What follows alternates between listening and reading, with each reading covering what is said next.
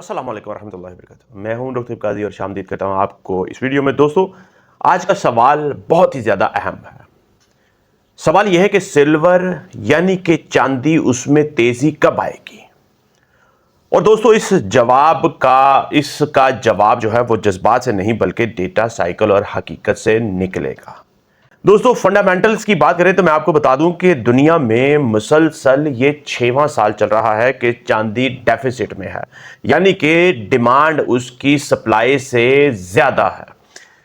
Electric vehicles की बात हो, इलेक्ट्रिक गाड़ियों की बात हो, सोलर पैनल्स की बात हो, हर जगह पर चांदी इस्तेमाल हो रही है। तो फिर सवाल यह है दोस्तों कि अगर डिमांड इसकी इतनी ही ज्यादा है, इतनी ही ज्यादा स्ट्रांग है, तो प्राइस अभी तक क्यों नहीं उस तरह से भाग रही?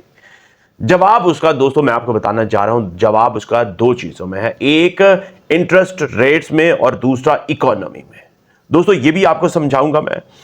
याद रखें कि जब इंटरेस्ट रेट्स ज्यादा होते हैं, आपको प्रॉफिट बैंकों से ज्यादा मिलता है और उसके साथ साथ इकोनॉमी स्लो चल रही होती है, तो याद रखें कि इंडस्ट्रियल डिमांड टेम्परेरी वक्ती तौर पर कम हो जाती है और इन्वेस्टर्स सेफ एसेट्स जैसे कि बॉन्ड्स और डॉलर उनकी तरफ चला जाता है, उनमें इन्वेस्ट कर देते हैं। इसीलिए दोस्तों, शॉर्ट टर्म में इस वक्त भी चांदी दबाव में है।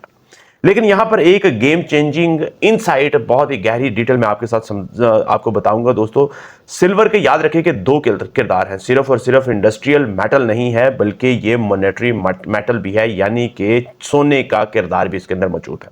और जब मार्केट में अनसर्टेनिटी, गैर यकीनी सूरत हाल बढ़ती है, तो याद रखें कि सिल्वर अपना दूसरा किरदार जो है वो अदा करना शुरू कर देता है और फिर वो सिर्फ और सिर्फ याद रखिए कि मेटल नहीं रहता बल्कि इन्वेस्टमेंट एसेट बन जाता है। अब दोस्तों, आते हैं सबसे अहम सवाल पर कि सिल्वर तेजी कब पकड़ेगा।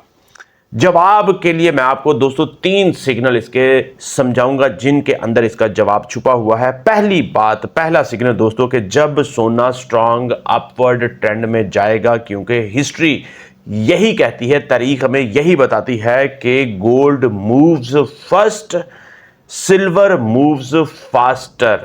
दूसरा सिग्नल दोस्तों कि जब इंटरेस्ट रेट नीचे आना शुरू होंगे। इससे याद रखें दोस्तों कि इन्वेस्टर्स रिस्क लेने शुरू कर देते हैं। तीसरी बात, ग्लोबल अनसर्टेनिटी की। जब तक दुनिया में जंगें जारी रहेंगी, जब जंगी हालात दुनिया में और ज्यादा खराब होंगे, अब से और ज्यादा खराब होंगे, मगर तब दुनिया में इन्फ्लेशन नहीं होगा, एनर्जी के क्राइसिस नहीं होंगे, तब सिल्वर ऊपर जाएगी। दोस्तों, याद रखें, मार्केट में कामयाबी प्रेडिक्शन से नहीं, अंडरस्टैंडिंग से आती है। और सिल्वर की हकीकत जो मैं आपको बता रहा हूं वो यही है कि वो देर से चलती है, मगर जब चलती है तो सबको पीछे छोड़ जाती है।